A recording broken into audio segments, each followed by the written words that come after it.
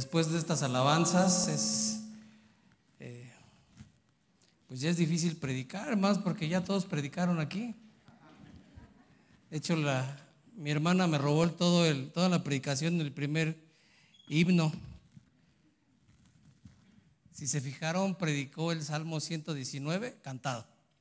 Lámpara es a mis pies tu palabra y lumbrera mi camino. ¿Con qué limpiará el joven su camino? Con guardar su palabra, se lo sabe. Prácticamente lo cantó. Le damos muchas gracias a Dios. Definitivamente para mí es un privilegio estar en esta iglesia tan fiel. Y vemos la fidelidad realmente en la iglesia de parte de Dios para con cada uno de nosotros. Veo personas mayores de 33 años, con todo el que se ponen cubrebocas, se siguen viendo más de 33 años, pero también hay personas menores de 33 años. Eso también es de sorprenderse. Gracias a Dios porque sigue trabajando en la vida de nuestros hijos, en la vida de nuestros esposos, de nuestras esposas, de nuestros padres, porque Él, cuando nosotros somos infieles, Él permanece fiel. Y si me permiten, vamos a la sección que quiero yo tomar del Salmo 119, como ya me ganaron la primera sección, como les decía.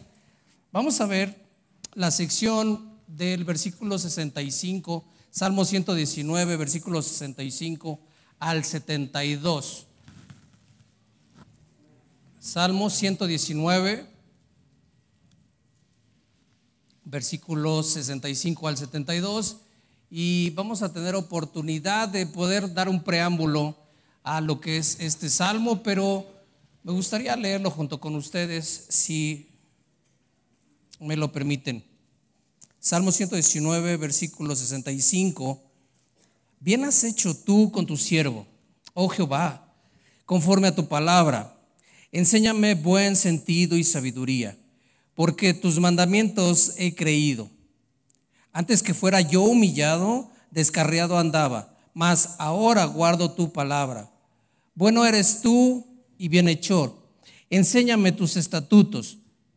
Contra mí forjaron mentira los soberbios, mas yo guardaré de todo corazón tus mandamientos. Se engrosó el corazón de ellos como sebo, mas yo en tu ley me he regocijado.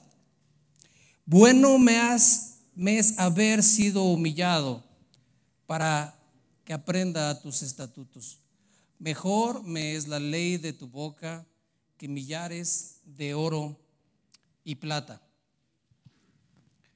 Este Salmo 119, muchas personas lo encuentran de alguna forma complicado, aún de leerlo. Les ha tocado que aquellos hermanos que buscan leer desde Génesis hasta Apocalipsis, o que buscan una sección y de repente encuentran los salmos y encuentran un gran regocijo dentro de ellos, porque los salmos se crea, algunas personas han dicho que los salmos nos conectan con Dios, así como los proverbios nos conectan con el hombre. Entonces, si tú tienes conflicto con una persona, lee los proverbios. Si tienes conflicto con Dios, lee los salmos. Realmente salmos desde el capítulo 1 hasta el 150 se va a convertir en algo que los teólogos han definido como teología propia. ¿Qué es esto? El estudio de Dios, el estudio de quién es Dios. Para estudiar a Dios tenemos que saber qué hace, cómo hace las cosas para poder comprender a Dios. Pero al llegar al Salmo 119, ¿quién de ustedes ha podido leer todo el Salmo 119 de corrido? ¿No? ¿Ninguno? ¿Lo podemos dejar de tarea para el siguiente año? Tienen un año, sí es largo, pero pensemos que sí pueden tener la oportunidad de hacerlo. Este Salmo 119 va a tener ciertas dificultades. De una vez se las advierto. Para quienes han leído este salmo completo puede ser un reto tan grande, ya que es uno de los salmos más difíciles de comprender, ya que puede parecer para algunos confuso. Algunos han pensado que es repetitivo, extenso, y pueden hacer algunas preguntas. Si ustedes observan, en el versículo 1 del Salmo 119, va a comenzar diciendo: bienaventurados los perfectos del camino o de camino. Pero a partir del versículo 4 dice: tú encargaste que sean muy guardados tus mandamientos. Ojalá fuesen ordenados mis caminos para guardar tus estatutos. Entonces no sería yo avergonzado cuando atendiese a todos tus mandamientos. Te alabaré con rectitud de corazón cuando aprendiere tus justos juicios. Tus estatutos guardaré, no me dejes enteramente. ¿Con qué limpiará el joven su camino? Ese sí se lo saben, gracias a Dios. Si pudieron observar, al final de cada versículo habla de estatutos, caminos, palabras, mandamientos. Esto puede de alguna forma confundirnos, porque el uso de la frase la ley, los testimonios, tus mandamientos, tus estatutos, tus justos juicios, la palabra, caminos, dichos, orden, podrían confundirnos y pensar: bueno, ¿qué es mayor, un mandamiento o la ley? ¿Qué es menor, las ordenanzas o los juicios? Bueno, de una vez, si quieren apuntar ahí, son sinónimos. Nos vamos a dar cuenta que todo el capítulo 119 de Salmos, estas palabras, orden, ley, estatutos, justos juicios, son sinónimos.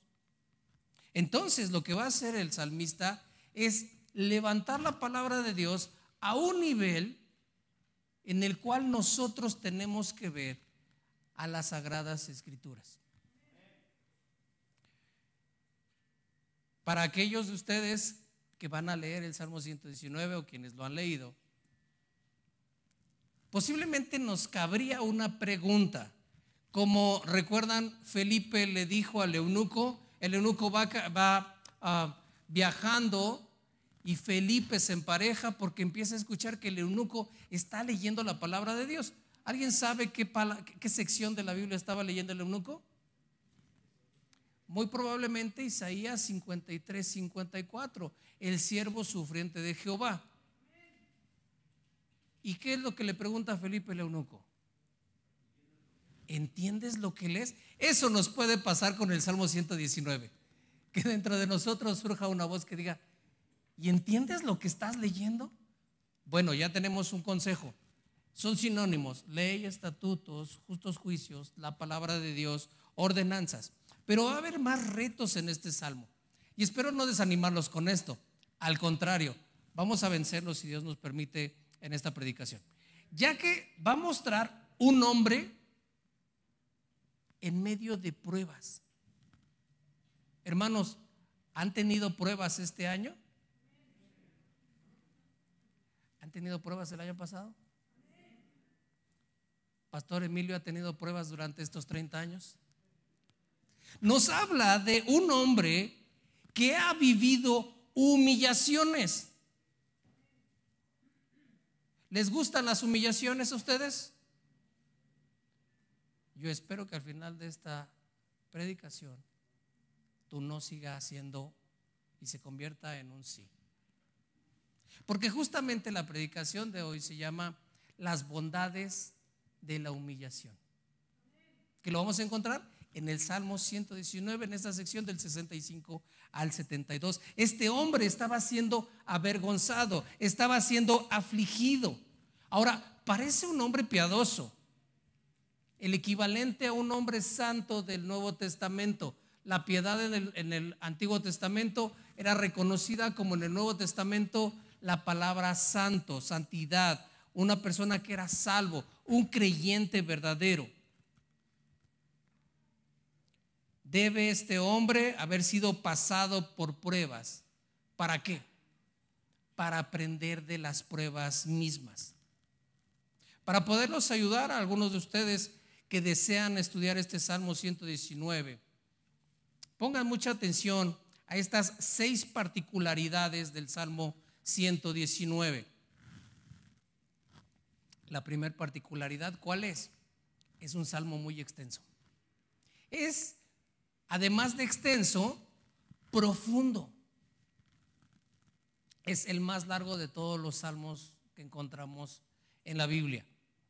Permanecer concentrado, leyéndolo, es un gran reto. ¿A qué grado que un hombre llamado Agustín, un gran erudito del siglo IV, Agustín de Hipona, por el lugar donde nació y donde oficiaba, por los años 350 y 400 después de Cristo, al realizar su comentario de 149 salmos, dijo, referente no solamente a la extensión, sino a la profundidad, cuando hizo el comentario al Salmo 119, y cito: es muy conocida su extensión, en cuanto a la profundidad es conocida por pocos. Fin de la cita. Este mismo Agustín dejó al final de su comentario el Salmo 119. Había terminado estos 149 salmos y él dice que a petición de sus hermanos puede comentar este salmo.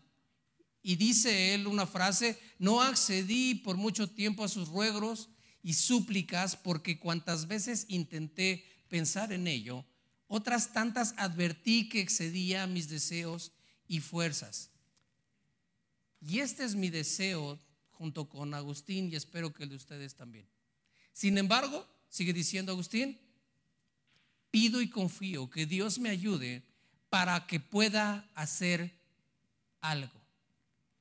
No podemos llegar a la Biblia, ser grandes eruditos o ser grandes ignorantes, si el Espíritu Santo, justamente el que se cantaba, no nos ayuda a encontrar la revelación de su palabra y a ser iluminados en ella. Es necesario que Dios te dé conocimiento de su palabra, lo mismo que el deseo de poderla estudiar. Esto nos va a ayudar a comprender de mejor forma este Salmo 119. En su extensión sabemos que es grande, pero en su profundidad lo es 10 o 20 veces más. Realmente podríamos comparar el Salmo 119 con el Everest. ¿Qué es el Everest? La montaña más grande del planeta. Realmente podríamos ver lo imponente que es al llegar nosotros al Salmo 119 y enfrentarnos con él. Realmente el Salmo 119 en su extensión podría ser un solo libro. Por ejemplo, el libro de Santiago está dividido en 5 capítulos, pero contiene 108 versículos. La carta de Primera de Juan tiene 105 versículos, también son 5 capítulos. ¿Cuántos versículos tiene el Salmo 119? 176. En sí mismo podría ser un solo libro. Ahora, ¿cuál es el tema del Salmo 119 con esos 176 versículos, esa extensión y esa profundidad de la cual hablamos? El tema es la palabra de Dios. La palabra de Dios se convierte a través de estas palabras que les decía: ley, testimonios, mandamientos, estatutos, juicios, palabra, caminos, dicho y orden. ¿Amas tú la palabra de Dios tanto como este salmista? ¿Realmente es tan gustoso para ti estudiarla? Lo que te levantas en la mañana es a leerla y al dormir a meditarla. ¿Evalúas cómo vives a la luz de la palabra de Dios? Esto es justamente lo que vemos, pero hay algo todavía mayor. Se van a dar cuenta al estar leyendo y estudiando este Salmo 119 que 173 versículos va a estar orando. Entonces, no nada más es un salmo para cantar. El salmista está orando a partir del versículo 4 y hasta el versículo 176. No va a dejar de orar. ¿Cómo sabemos esto? Acompáñenme por favor al versículo 4 del Salmo 119. Los 3 primeros versículos son una especie de introducción. Y a partir del versículo 4, vean cómo se va a dirigir a Dios. Tú has ordenado tus preceptos. Esto ya es una oración. Voltea al cielo y le dice: tú has ordenado tus preceptos. Pasen al versículo 176.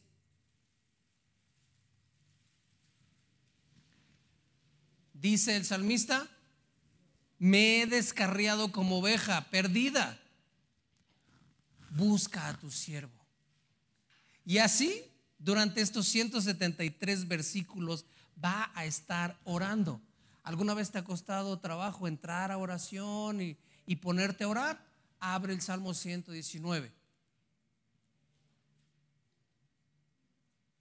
Colócate en una posición entre el versículo 4 y el 176 y dile a Dios lo que Dios dijo de sí mismo y cómo Él quiere que le adoremos. Ahora, hay una tercera particularidad de este salmo. ¿Quién lo escribió? No sabemos. Es un autor anónimo. Algunos creen que fue David, algunos Asaf, Coré, Moisés, Salomón, pero algunos hablan acerca de que puede haber sido David, pero nos cuesta mucho trabajo. ¿Recuerdan el Salmo 23? Jehová es mi pastor, nada me faltará. ¿Realmente qué vemos en ese Salmo 23? ¿No les figura a un joven mal vestido, con una oveja, el cayado, en el cinto amarrado una honda? Y ahora sí parece que es David diciendo: aunque ande en valle de sombra de muerte, no temeré mal alguno. Pero no lo vemos así en el Salmo 119. Es completamente diferente. Algunas personas han hablado de que puede haber sido Jeremías, que puede haber sido un diario de un judío que salió después de Babilonia y contó lo que en su juventud pasaba. ¿Por qué en su juventud? Porque justamente dice: ¿con qué limpiará el joven su camino? Esta es la historia de un joven. ¿Qué podemos definir con la ausencia y la autoría de este salmo? Esto nos debe de animar mucho a ti y a mí, porque probablemente lo escribió un don nadie. Esto te debe de animar. ¿Por qué? Porque nos demuestra que se puede vivir esta vida bíblicamente, disfrutar, amar la Biblia, amar a nuestra familia, amar las cosas que Dios hace, apegados a la Escritura, sin necesidad de ser un rey, un sacerdote, un ungido llamado a subir al monte como Moisés, que bajaba con el rostro resplandeciente, o un apóstol o un profeta. Los don nadie también Dios los quiere usar. A los don nadie Dios también les habla. Las únicas pistas que tenemos de quién pudo haber sido el autor o cómo era el autor, si bien el Espíritu Santo no nos dice quién, pero nos da una descripción, como les dije en el versículo 9: ¿con qué limpiará el joven su camino? Con guardar su palabra. El versículo 10: con todo mi corazón te he buscado, no me dejes desviarme de tus mandamientos. Versículo 11: en mi corazón he guardado tus dichos para no pecar contra ti. 3 cualidades que vemos de este autor. Versículos 9 al 11: era un joven como cualquiera, era un buscador sincero y era temeroso de pecar. Esta última cualidad era el gran problema que podemos ver en este salmo. ¿Tú tienes este mismo problema? ¿Quieres dejar de pecar? Él no quería ya pecar más contra Dios. Deseaba solamente dejar de pecar para poder seguir sus mandamientos, su palabra, sus dichos. Dios era lo único que podía llevarlo. Esta es la conceptualización del salmista. Era lo único que podía darle el éxito de dejar de pecar contra Dios. ¿Qué tan cerca te gusta estar de tu pecado? ¿Qué tan fácil caes en tu pecado? Entre más cerca estés de este libro, más lejos vas a estar del pecado. Pero entre más cerca estés de tu pecado, más lejos vas a estar de este libro.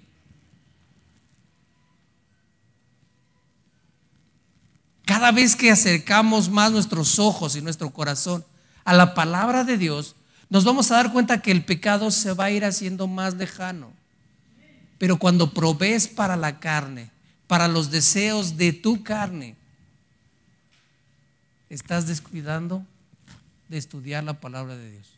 Entre más dediques tiempo a estudiar la Biblia, a inquirir, entres a un seminario bíblico, estés escuchando predicaciones, te vas a dar cuenta que tu pecado va a ser cada vez más fácil para vencerlo, porque no lo haces tú, lo hace la palabra de Dios.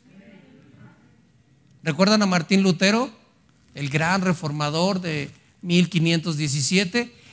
A él le preguntan, ¿cómo hizo para hacer todo este movimiento de reforma? Y él contesta, yo no hice nada. Todo lo hizo la palabra de Dios. Eso es lo que venimos a celebrar hoy. 30 años de que la palabra de Dios está siendo predicada, viva y de forma eficaz.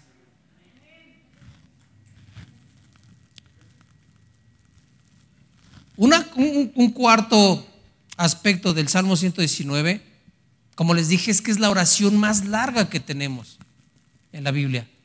173 versículos de oración, hablándole a Dios.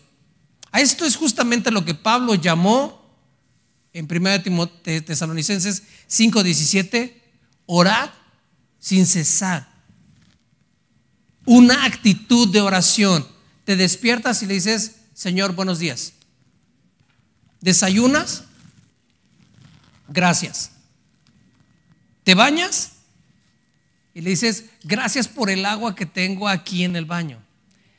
Y si te toca caliente, gracias por el agua caliente.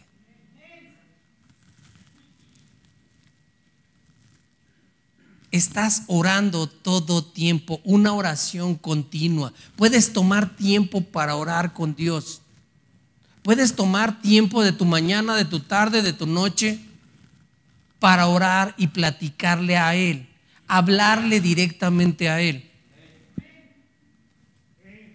Puedes tomar tiempo para confesar tu pecado y no comportarte como un católico apostólico romano que necesita llegar hasta el domingo para confesar sus pecados y no esperar otro aniversario para venir y decir, Señor, soy llaga podrida desde la cabeza a los pies, y regresas a lo mismo durante otros 364 días. Sabes que puedes entrar a la presencia de Dios, a orar, a confesar tu pecado, a pedir, a clamarle, a adorarle, a bendecirle. Algo que va a ser muy importante es que los primeros 3 versículos nos va a mostrar una silueta de Cristo. Esta es la quinta particularidad de este salmo. Observen, versículo 1. Bienaventurados los perfectos de camino, los que andan en la ley de Jehová. Bienaventurados los que guardan sus testimonios y con todo el corazón le buscan, pues no hacen iniquidad los que andan en sus caminos. Hermano, ni tú ni yo entramos en este estándar tan elevado de estos 3 versículos. Tu camino no es perfecto, el mío tampoco. Nosotros no podemos andar en la ley de Jehová como lo hizo Jesús. No podemos guardar los testimonios y nuestro corazón no puede buscarlo. Es tan sencillo. No podemos pasar 5 minutos sin pecar. Pero Jesús nos mostró que ayudados con Él y juntos con Él podemos vencer todas las cosas, aún nuestro pecado. Jesucristo se está mostrando en esos primeros 3 versículos. Él no hizo iniquidad, en Él no hubo ningún pecado. Él murió por ti y por mí injustamente. Por tus pecados, Dios cargó durante 3 horas su ira completa. ¿Tus pecados? ¿Tu vida toda sucia, mugrosa como la mía? Él la llevó y Dios el Padre vio y juzgó y lo castigó. El infierno mismo cayó sobre de Él. Tú y yo, ¿qué merecíamos? Solamente una cosa: el infierno. Y por su misericordia es que Él no nos da lo que merecemos. Ahora nos da su gracia, que es que Él nos da lo que no merecemos. Nos llama hijos, nos salva. Y por eso hoy tú y yo no estamos en el infierno. Hoy Jesucristo está mostrado aquí en este Salmo 119. Una sexta particularidad del Salmo 119. ¿Se dan cuenta que hay divisiones? Este salmo es muy especial. Vean, abran su Biblia porque se van a dar cuenta, si pueden contar, hay 8 versículos en cada estrofa y hay 22 estrofas. ¿Por qué hay 22 estrofas? Se fijan que arribita de cada estrofa, de cada bloque, hay una palabrita que no pueden entender ustedes, tal vez, o a menos de que hayan estudiado hebreo. Pero ya se dieron cuenta. La primera es Aleph, la segunda es Bet, la tercera es Gimel, la cuarta Dalet, Hi, Bau, Zain, Chet, pero realmente sería Het, Tet, la novena, Yod, Kaf, Lamet, Mem, Samek, Hayin, perdón, me salté Nun, después Pe, Tzade, Kof, Resh, Sin, Tau. Perdón, ya hablamos en lenguas. Solamente que esta tiene una estructura y se llama hebreo. Va a tener una particularidad este Salmo 119. Cuando tú lo leas, es poesía hebrea. Y dentro de la poesía hebrea utilizaban una herramienta que se le llama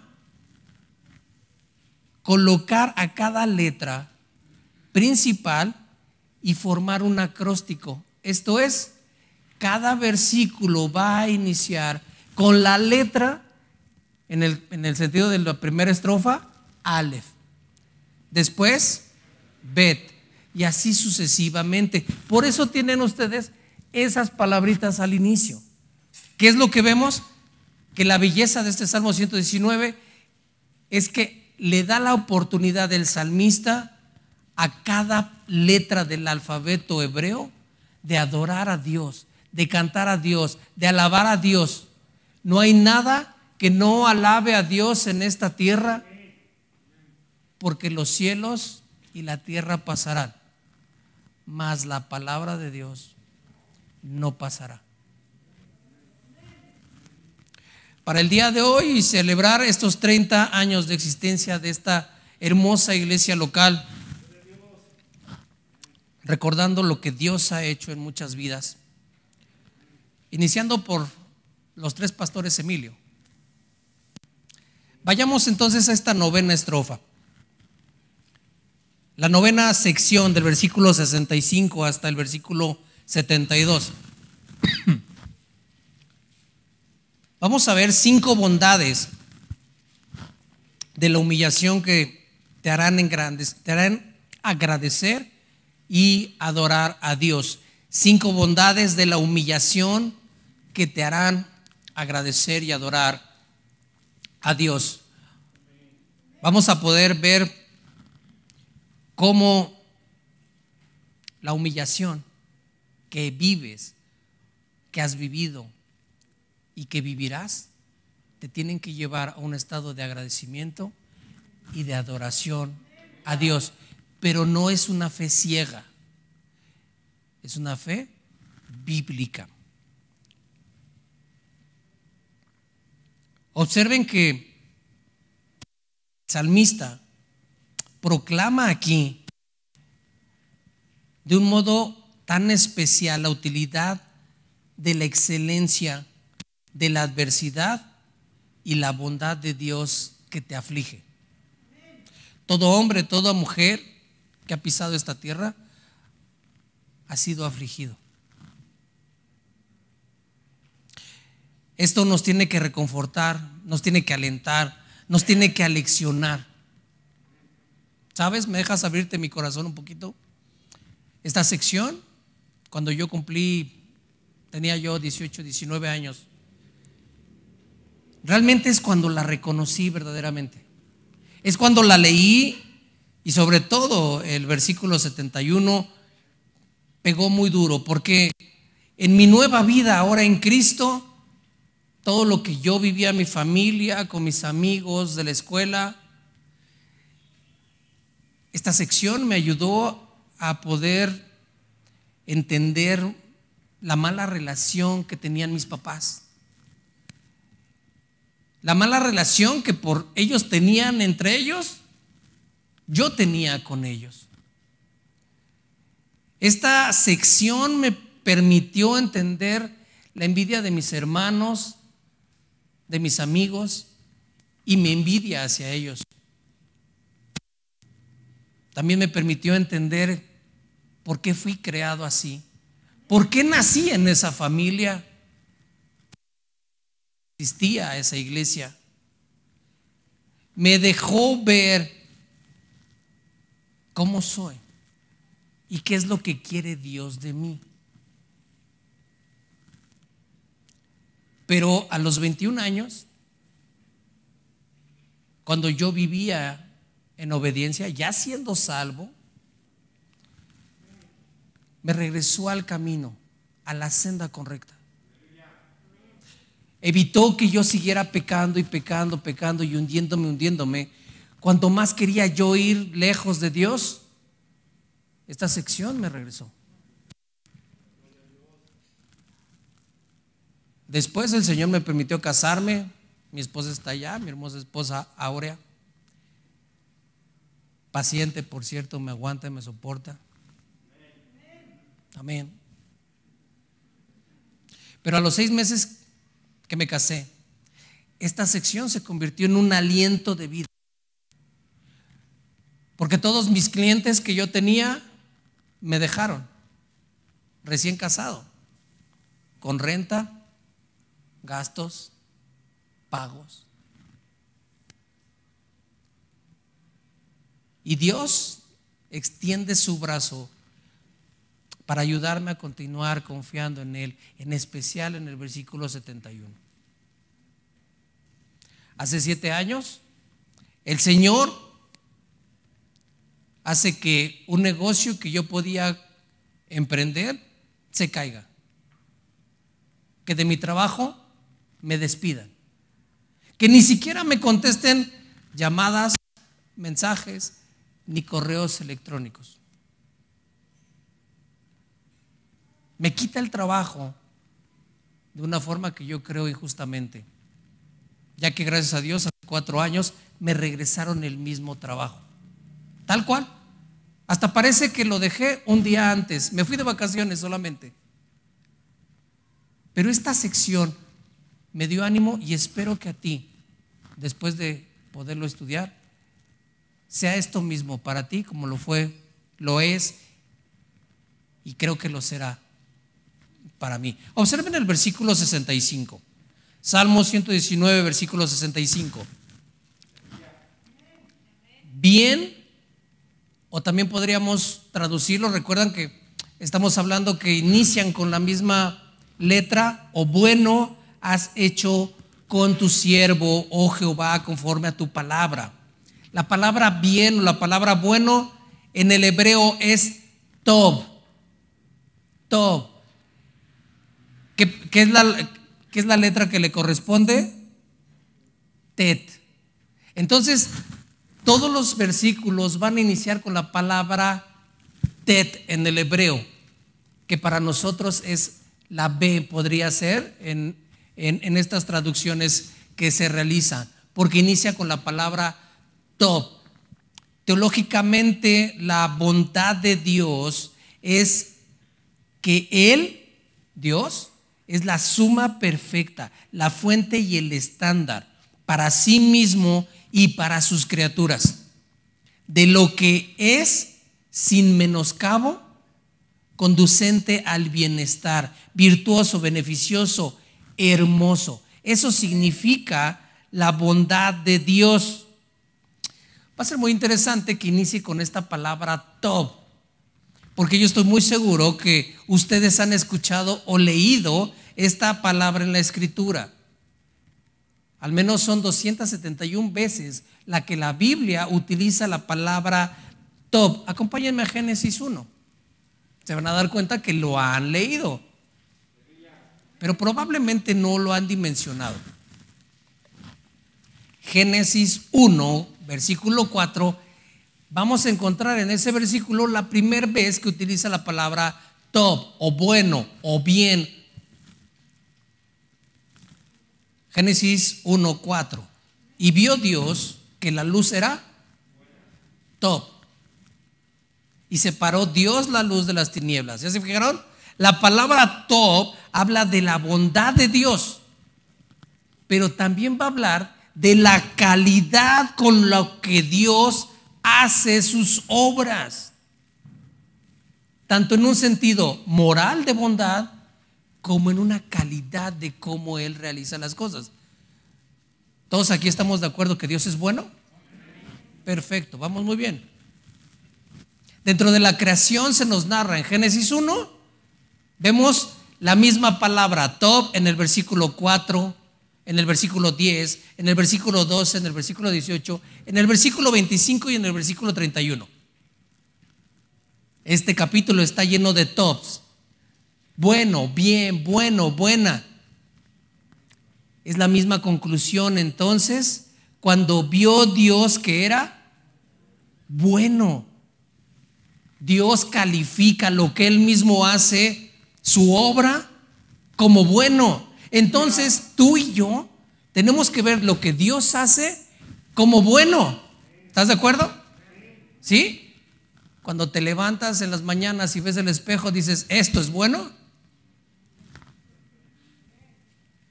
Tienes que hacerlo porque Dios lo creó. Dios está calificando su obra como bueno. Todo lo que Dios hace es bueno. ¿Por qué? Porque es uno de sus atributos. Algo que lo distingue de Él a nosotros. Porque Él todas las cosas las hace bien. ¿A ti cómo te va? ¿Cómo te iba con las matemáticas? ¿Cómo te iba con el español? ¿Cómo te iba con la ortografía? Bueno, ya le hablemos con el inglés. Algunos hasta tuvieron problemas con educación física, ¿no? Gracias por la sinceridad, hermano. Todo lo que Dios hace es bueno. Y esto nos debe de llevar a ver su perfección. Lo que Él hace nos debe de llevar a pensar que todo lo que Dios hace es bueno. Todo completo. Porque cuando Él decidió hacer al hombre y a la mujer, versículo 27, y creó Dios al hombre a su imagen, y a imagen de Dios los creó, varón y hembra los creó. pero todavía agrega algo más. Distingue de la creación de la luz, distingue de la creación del mar, distingue de la creación de la hierba verde, distingue del sol y de la luna. Versículo 28. Y los bendijo Dios. Es la única creación que tiene estas dos cualidades. Uno, está hecho imagen y semejanza de Dios. Dos, los bendijo Dios. Al hombre y a la mujer no solo los calificó entonces como buenos. Al hombre y a la mujer Dios los hizo a mano. Ni a los cerros, ni al sol para que enseñorease en el día, ni a la luna para que enseñorease en la noche, ni a las estrellas, ni el animal favorito que tú tengas, lo hizo a mano. Solamente al hombre y a la mujer le da forma humana. Génesis en el capítulo 2, avancen un poquito, versículo 7, nos narra cómo lo forma. Formó Dios al hombre del polvo de la tierra y sopló en su nariz aliento de vida, y fue el hombre un ser viviente. Ahora, definimos que Dios hace todas las cosas buenas. Ya vimos que en la creación Dios hace todas las cosas buenas. Regresen al capítulo 119 de Salmos, por favor, en el versículo 65, y vean qué es lo que dice. Bueno o bien has hecho con tu siervo, oh Jehová, conforme a tus palabras. De acuerdo al versículo 71, esta sección nos habla de que a este siervo Dios lo ha humillado. Entonces, la humillación es buena. Cada vez que te han humillado, cada vez que te has sentido humillado, Dios está cumpliendo su palabra en tu humillación. Esta es la primera bondad. El salmista considera de la misma forma que la creación, que el principio de todo, en su bondad y calidad, la misma forma, la misma palabra la usa para su humillación, que dice en el versículo 71, bueno me has sido ser humillado. Tú puedes definir cada vez que te han humillado, en esa época que viviste humillado, una época buena. Puedes definir esos momentos en el cual alguien te decía, come cuando hay. En el cual alguien te decía cosas que no querías escuchar. Ni mi hijo pareces. Con que tengas el 10% del que yo tengo, ¿sabes? De ti no se va a hacer nada. Para que tú logres hacer algo. Cuando te dejaron de pagar, cuando retuvieron un pago injustamente y tú dices, ¿uno?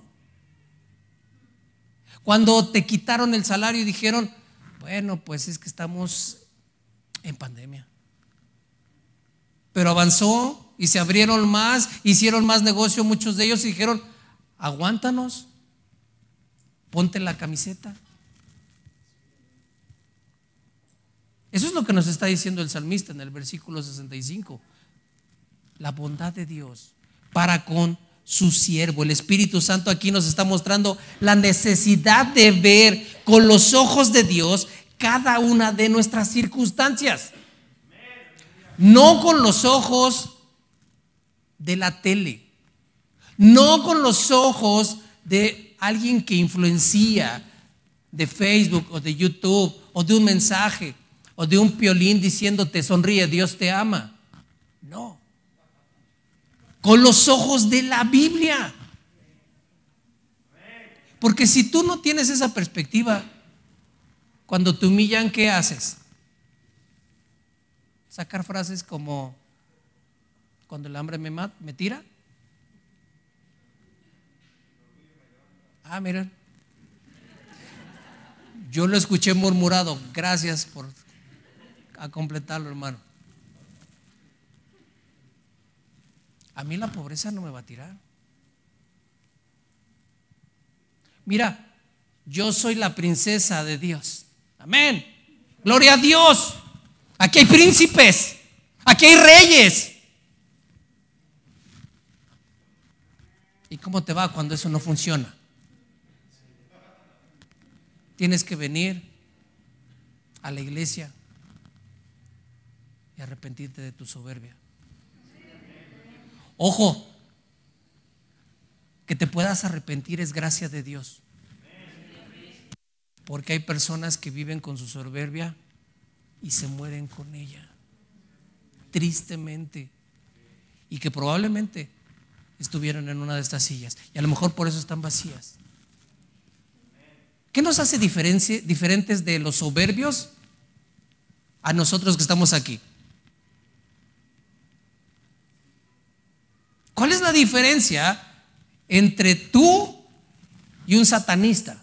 Entre tú y un testigo de Jehová, entre tú y un padre de sufrir, entre tú que estás aquí queriendo escuchar la palabra de Dios, queriendo cantarle a Dios. Una sola cosa, ¿sabes qué es? Gracia. No eres más, no soy más, no somos más allá de lo que la gracia puede hacer. Es la misma oración de este salmista. Una visión bíblica correcta te va a dar una visión bíblica de tu humillación correcta. A un cristiano nadie lo humilla. A una cristiana nadie lo humilla. ¿Sabes por qué? Porque él se humilla solo.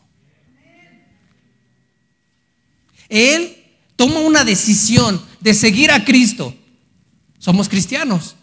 Seguimos a Cristo, amamos a Cristo, es nuestro maestro, es nuestro Señor. Lo obedecemos sin cuestionar. Jesús dijo: el mayor de vosotros será vuestro servidor. Hermano, ¿quieres ser el mayor aquí? Empieza a servir. En Juan 13 encontramos la narración más hermosa que podemos encontrar. El maestro, el Señor, el Dios hecho carne, el que se despoja de su gloria, tira toda su alabanza que tiene en el cielo, se mete en el cuerpo de una mujer, como un embrión, un cigoto, lo más chiquito que pueda haber. El Espíritu Santo cubre a esta mujer y se convierte en Dios hombre. Pero cuando nace de esta mujer se convierte en el ser más inútil de todos. El Dios omnipotente, hay que cambiarle pañales. ¿Son padres algunos de aquí? ¿Por qué los bebés no se cambian los pañales a sí mismos? ¿Por qué los bebés no traen Bluetooth? Y te llega un mensaje: papá, cámbiame el pañal. O me siento mal. ¿Por qué todo es a modo de chillidos? Nuestro Señor Jesucristo tenían que llevarlo a comer al pecho de María. Eso es humildad. Se despojó de su gloria, Filipenses 2, versículo 7, haciéndose en forma de esclavo, de siervo. Y él es el que dice en Juan 13, después de que estaban ahí todos sentados, toma una toalla, toma un lebrijo, lo llena de agua y se empieza a hincar en cada uno de los discípulos. y les lava los pies. Hasta llegar a Pedro. Y Pedro le dice: no, conmigo no. No lo vas a hacer. Pedro, si no lo hago, no tendrías parte conmigo. Bueno, entonces báñame. No, ya estás todo limpio, solamente tus pies. Ustedes dicen que yo soy su maestro y dicen bien. Vayan y hagan lo mismo con sus hermanos. Peléense por servirse estos siguientes 30 años, porque estos son los primeros 30 años, si el Señor no viene mañana. Peléense por saber cómo servir a su hermano que hoy se sentó al lado. Peléense por saludarse. Peléense por decirle al pastor: pastor, ¿en qué sirvo? ¿Qué se necesita? ¿Cómo te puedo servir? Porque si mi maestro lo hizo, yo quiero seguirlo haciendo. Marcos 9:35, el mismo Señor Jesús, sentándose, llamó a los 12 y dijo: si alguno desea ser el primero, sea el último de todos y el servidor de todos. Filipenses 2:3, Pablo les dice a esta iglesia: nada hagáis por egoísmo o por vanagloria, sino, un contraste, con actitud humilde cada uno de vosotros considere al otro como más importante o mayor que él. Oye, hermano, no, eso yo no puedo hacerlo. ¿Tú lo conoces? No. Bueno, ya no nos metamos en la iglesia. Quédate en la casa. ¿Qué tú quieres que yo me sujete a mi esposo?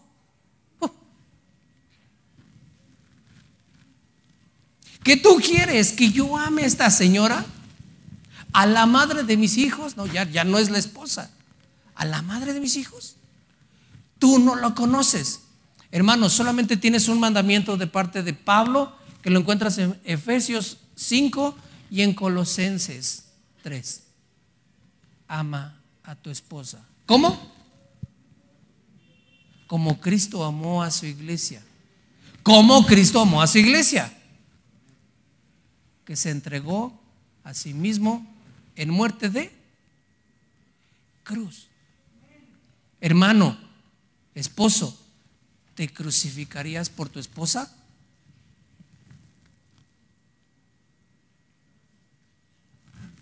Te quito la pregunta, hermano, tú que eres esposo, crucifícate por ella. Ve sus necesidades previo. Analízala y prepara y ve cómo debes servirla. ¿Cuántos de nosotros llegamos a la mesa y es o la mirada o el garraspeo? Y ese es de nervios, hermana, porque los hermanos no se están riendo.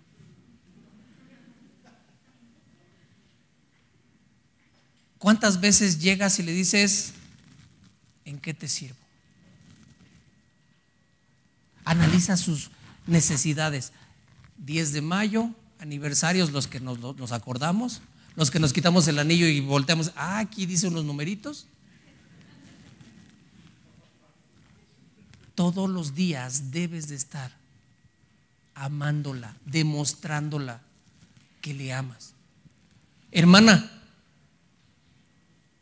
solamente tienes un mandamiento en Efesios 5 y Colosenses 3. ¿Cuál es? Sujétate, sométete. Pero vamos a ponerlo desde otra perspectiva. Cuando vas en el transporte colectivo y de repente da uno en frenón, instintivamente volteas a tomarte de un pasamanos o el tubo. ¿Sí? ¿Por qué? Porque te sientes segura. ¿Y qué haces? Te sujetas. Aunque nos lleve a la quiebra las decisiones de este burro, que ya está más endeudado con Coppel, Electra y ya no sé a cuál atender, porque él además dice, salto uno. Sujétate. No, es que si vieras, es un animal, es salvaje, no tienes una idea, porque ni siquiera es cristiano. Acompáñame a 1 de Pedro 3. Probablemente encontraremos algo en la palabra de Dios que podría contestar qué pasaría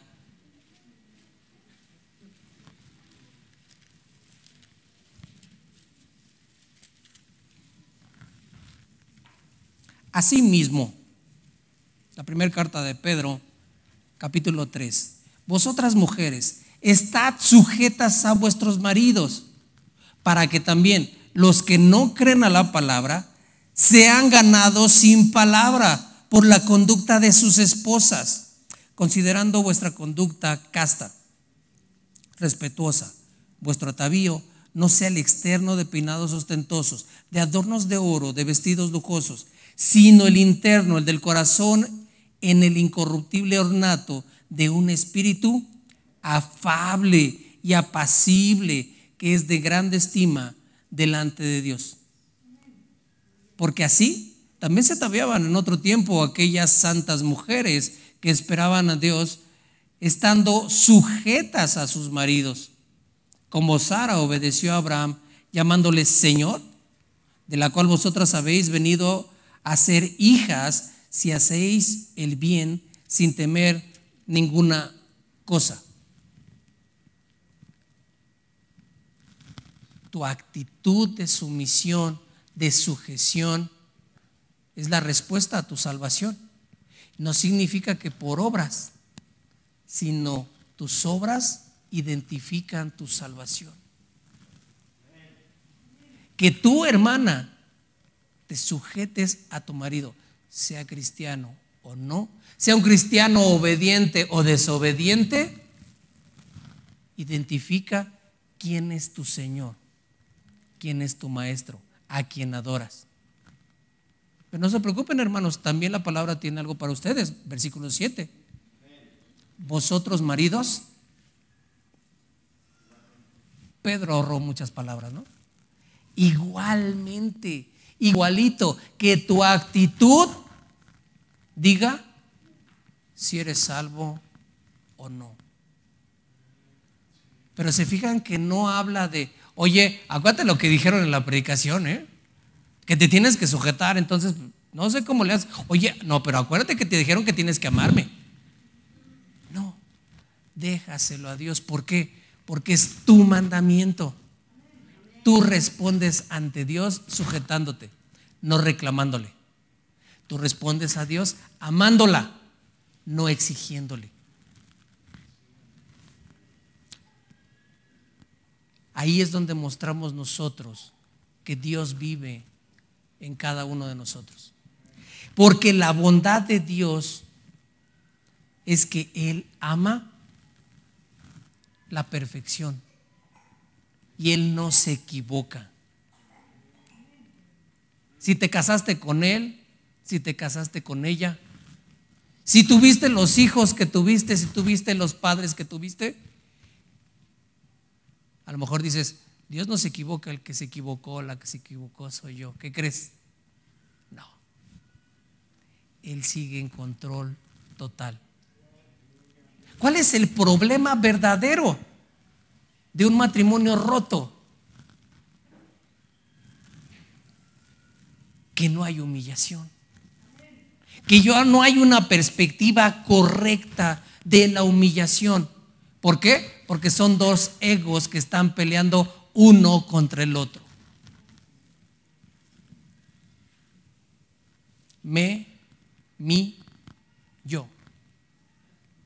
A mí me respetas. Mi gusto y mi deseo. Yo quiero. Es que a mí cuando me atienden. Y el que se humilla, será exaltado. No, Israel, no me está gustando lo que estás diciendo.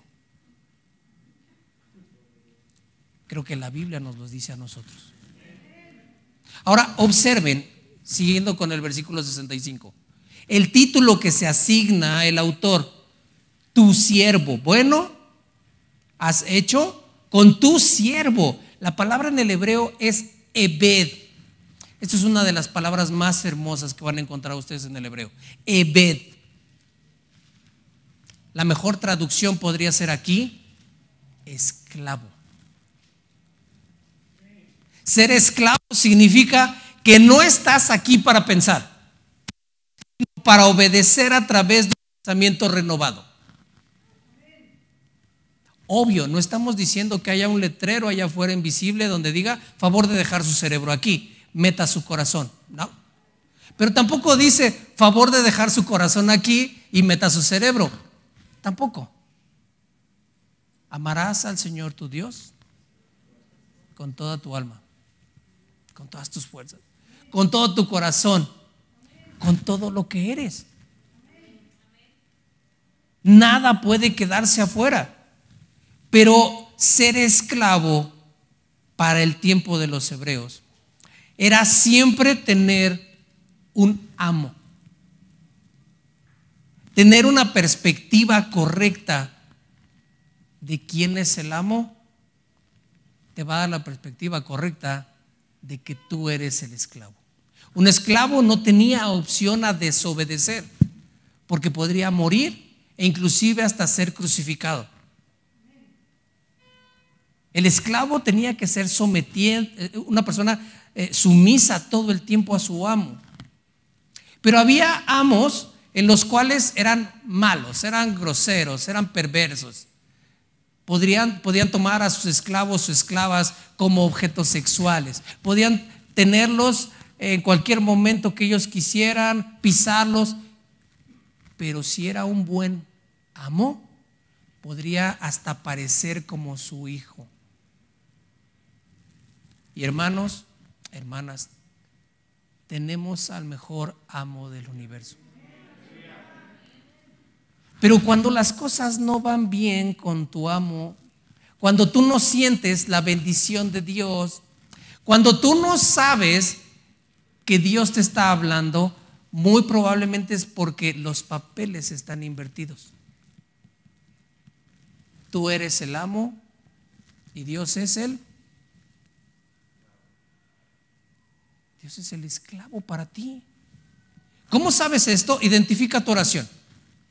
Dame, bendíceme, límpiame, quiero, haz.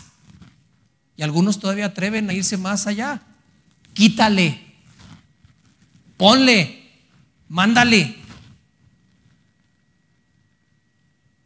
El Salmo 119 nos va a enseñar lenguaje esclavo, que nos hace tanta falta en las iglesias. Cuando las cosas estén mal en tu vida, revisa.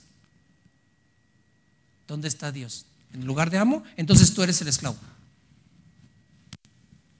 O tú eres el esclavo y Él es el amo. Porque al revés, todo va a estar mal completamente. Observa que al final del versículo 65 le dice: oh Jehová, lo que tú has hecho, oh Jehová.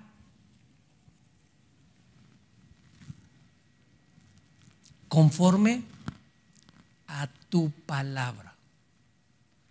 Conformar nuestra vida, hermanos, a la palabra de Dios debe de ser nuestro propósito en la vida. Nada más.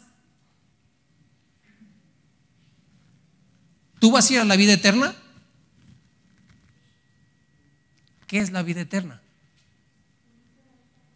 Gracias. Juan 17:3. Acompáñenme para leerlo. La vida eterna no es un lugar geográfico. La vida eterna tampoco entonces va a ser un tiempo. Observen Juan, el Evangelio de Juan, en el capítulo 17 y versículo 3. En el versículo 1 dice: estas cosas habló Jesús y levantando los ojos al cielo dijo: Y empieza a orar. Padre, la hora ha llegado.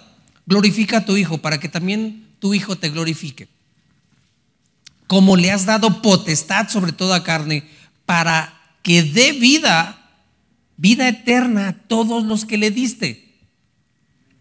¿Tú le perteneces a Dios? Tú tienes vida eterna. ¿Pero qué es la vida eterna? Y esta es la vida eterna. Lee ahí, ve. Que te conozcan a ti, el único Dios verdadero, y a Jesucristo, a quien has enviado, y yo te he glorificado en la tierra y he acabado la obra que me diste a hacer. ¿Se fijan que no dice, esta es la vida eterna? Que cada vez que vengan al templo se emocionen, que tengan un éxtasis, que se caigan, que te conozcan. Un conocimiento por experiencia, un conocimiento experimentativo. ¿Conoces a Dios? ¿Estás buscando conocer a Dios porque la única forma de conocer a Dios es a través de su palabra? Estás en la vida eterna.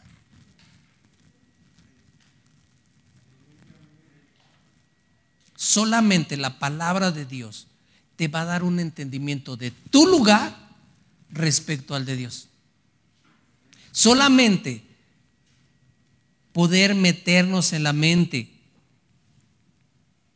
que lo que merecíamos era tener el infierno y que Dios nos ha quitado de ese camino y de ese destino es a través de la Biblia. Porque si creemos que merecemos, que somos, que realmente lo que tenemos no es lo que deseamos y que podemos declararlo y vendrá, y que podemos decirlo y pensarlo y vendrá porque Dios es bueno para con nosotros, pero no valoramos la humillación que hemos vivido y en la que vivimos, no estaremos pensando bíblicamente. Observen el versículo 66. Regresamos al Salmo 119. Ahora en el versículo 66. Buen sentido y sabiduría. Enséñame buen sentido y sabiduría. Realmente diría buen sentido y sabiduría, enséñame. Nuevamente para iniciar con esta palabra top, porque tus mandamientos he creído. El versículo 67, antes que yo fuera humillado, que fuera yo humillado, descarriado andaba, mas ahora guardo tu palabra. Esta es la bondad número 2, la enseñanza que provee mediante la humillación y para quitar el camino hacia los mandamientos de Dios son creídos y guardadas sus palabras. El mismo Agustín de Hipona que les platicaba yo al inicio, este hombre en el año 400 dice de este versículo, no dice dame, sino dice enséñame. ¿De qué modo se enseña la bondad si es que no se da? Fin de la cita. En otras palabras, no le pidas al Señor, quítame este problema. No le digas, ¿por qué a mí?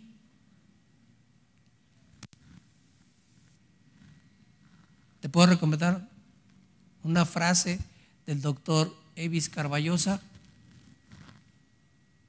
Señor, dame hombros más fuertes para poder resistir esto que tú como un amo me has enviado a mí como tu esclavo. La razón, versículo 71. Bueno me ha sido ser humillado para que aprenda tus estatutos. La humillación que vives, que has vivido o que vivirás, si estás apegado a la palabra de Dios, este va a ser el resultado: conocerlo más a Él. ¿Es en serio?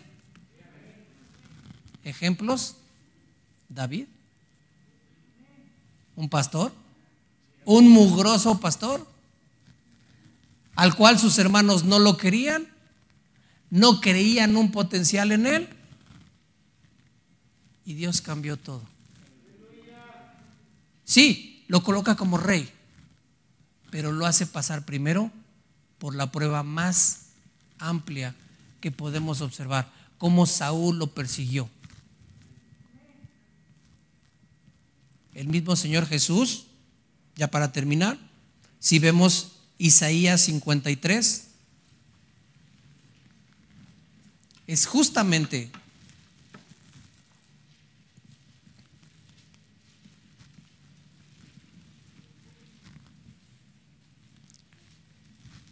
el ejemplo que tenemos para saber cómo debemos comportarnos ante estas actitudes.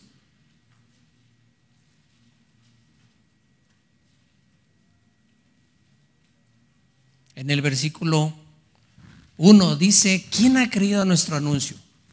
¿Y sobre quién se ha manifestado el brazo de Jehová? Subirá cual renuevo delante de él, y como raíz de tierra seca. No hay parecer en él ni hermosura. Le veremos más inatractivo para que le deseemos. Despreciado y desechado entre los hombres, varón de dolores, experimentado en quebrantos, y como que escondimos de él el rostro. Fue menospreciado y no lo estimamos. ¿Cuántas veces tu actitud a la palabra de Dios, que es la palabra de nuestro Señor Jesús, ha sido así? ¿Cuántas veces la has menospreciado? ¿Cuántas veces la has tenido ahí cerca y prefieres abrir tu Facebook? Prefieres tu trabajo, prefieres un deporte, prefieres hasta un vicio o un pecado. Cada vez que lo haces, estás teniendo esta misma actitud que Isaías 53, versículo 1 al 3 nos habla. Y Jesús es este varón de dolores. Él sabe y conoce por lo que tú y yo hemos pasado.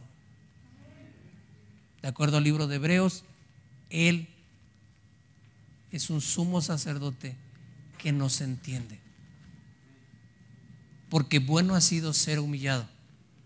Porque bueno eres tú, oh Jehová, que me has enseñado tus mandamientos y tus estatutos a través de tu palabra.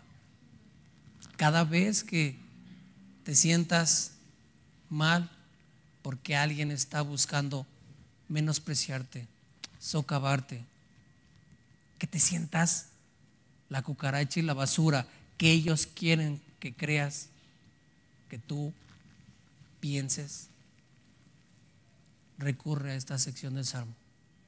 Solamente entender la palabra de Dios va a ser tu deleite de día y de noche. Y cuando Dios recompense ese esperar en Él, verdaderamente esperar en Él, ¿sabes a dónde vas a regresar? A la palabra de Dios. Oramos para terminar. Señor, muchas gracias por tu gran amor, por tu grande bondad, por la calidad con la que haces todas las cosas. Señor, durante 33 años tu fidelidad se ha mostrado aquí. El pastor Emilio, que hoy está delante de tu presencia, que se encuentra gozándose de todo lo que predicó aquí y verificando que Isaías 6 es verdad, donde tú reinas, donde tú estás en un trono alto y sublime y querubines están a tu alrededor. Hoy que cumplía años, a él que le gustaba predicar en su cumpleaños, le mostraste fidelidad, pero también lo pasaste por humillaciones. Pero el gran referente eres tú, Jesús, el cual fue humillado por nuestros pecados, que se humilló a sí mismo, siendo el Dios omnipotente, se hizo totalmente inútil. Que entraste a este mundo y viviste una vida santa, justa, perfecta, para imputarla a nosotros. y tomar en la cruz del Calvario nuestra vida imperfecta, pecaminosa, sucia, y ser castigado 3 horas. 3 horas por nuestro pecado. Tú no lo merecías. Así como nosotros no merecemos que tu Padre nos vea como si tu vida santa, perfecta y justa esté colocada a nuestro favor.